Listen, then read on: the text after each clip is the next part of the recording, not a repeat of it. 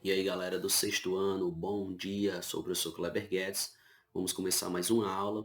Sou o professor de Língua Portuguesa e Produção Textual aqui do Centro Educacional Construir.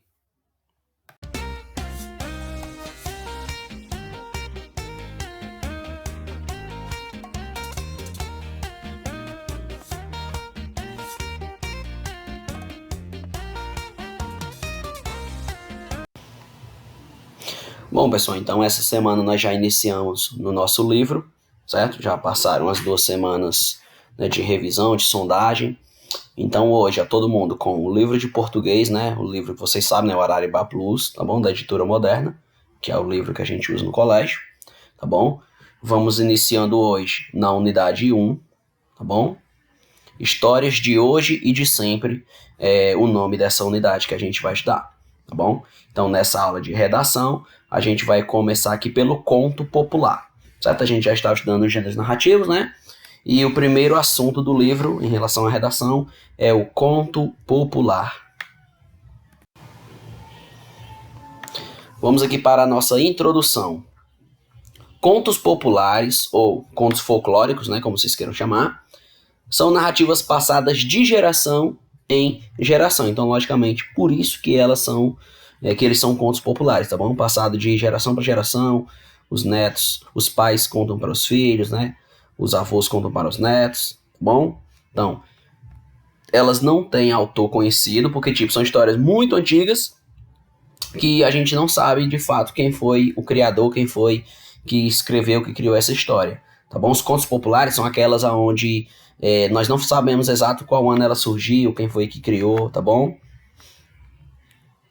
Cada história é aumentada e modificada à medida que vai sendo repetida, exatamente. Né? Cada vez que a história vai sendo contada, repetida, as pessoas vão colocando novos elementos na história. A autoria é atribuída ao povo, aí que vem do termo, né, inglês folk.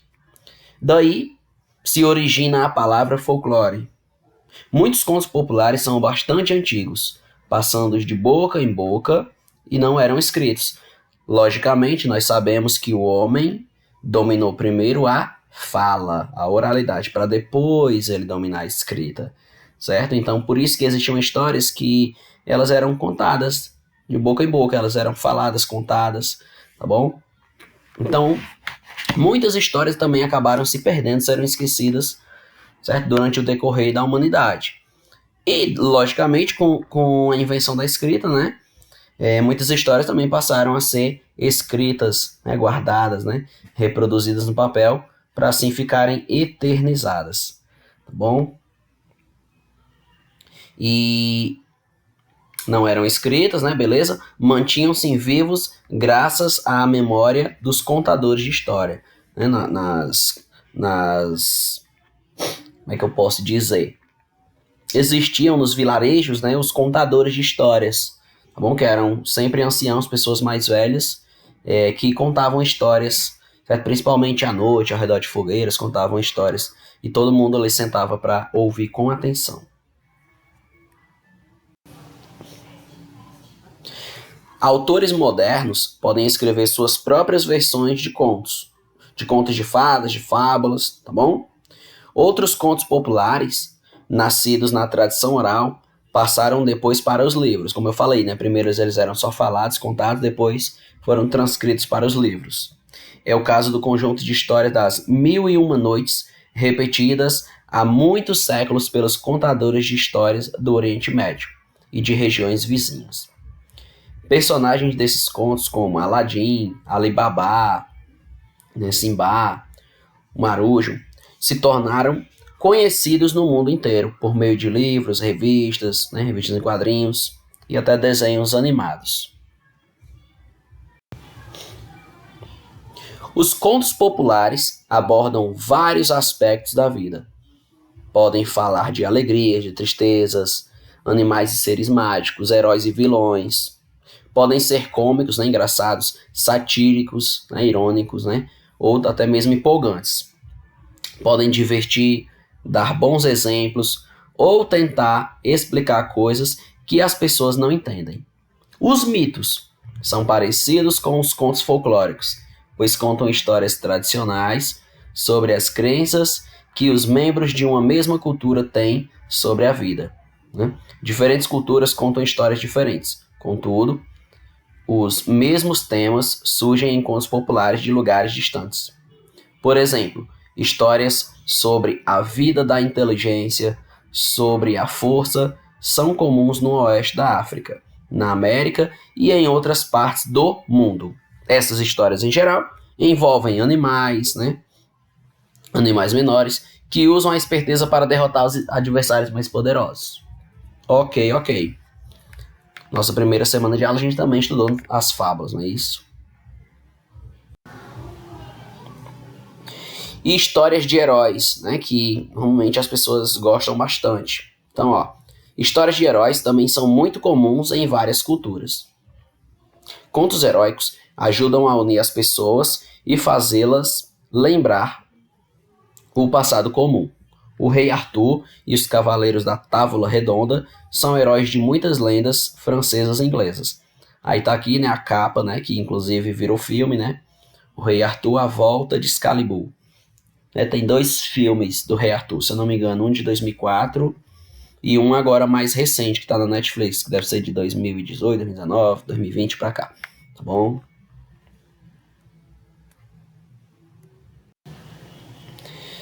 As fábulas é um tipo de conto popular que ensina uma lição, né? Que tem uma moral da história, né? As fábulas geralmente têm como personagens animais que falam e também se comportam como pessoas. Assim, eles revelam as tolices ou as sabedorias dos homens. Por exemplo, os 3 porquinhos, né, que mostra a importância do trabalho bem feito. Né, a casa do porquinho que mais se esforçou durante a construção vai ser a única que resiste aos ataques do lobo. Algumas das mais antigas fábulas têm origem na Índia e na Grécia. Muitas das que hoje conhecemos foram criadas por Esopo, contador de histórias que é nascido na Grécia por volta do ano de 600 a.C. Os contos de fadas. Contos de fadas são histórias folclóricas nas quais acontecem coisas mágicas. Com frequência em um personagem jovem encontra criaturas fantásticas como fadas, bruxas, gigantes ou dragões. Histórias como Cinderela, Chapeuzinho Vermelho, né, que tinha a caricatura no início da nossa aula, A Bela Adormecida, tá bom? Surgiram como contos folclóricos. 2 autores alemães, os irmãos Grimm, coletaram e escreveram muitas histórias de fadas do século XIX. Outros escritores como Hans Andersen criaram seus próprios contos de fadas.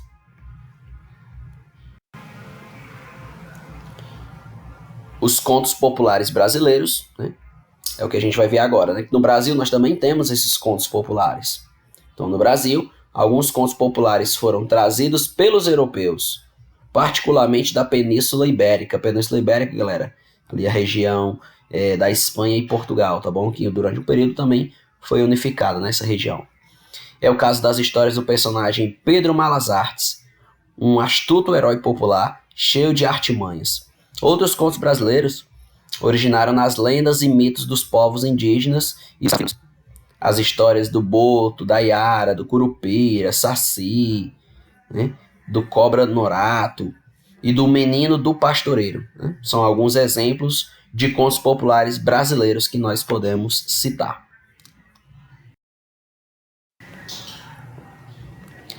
E aqui, galera, vai ficar o exercício, tá bom? No livro, né? Nosso livro de língua portuguesa, que eu já apresentei no início da aula.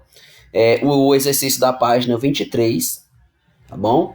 Que é o conto popular, beleza? O nome do exercício é o conto popular.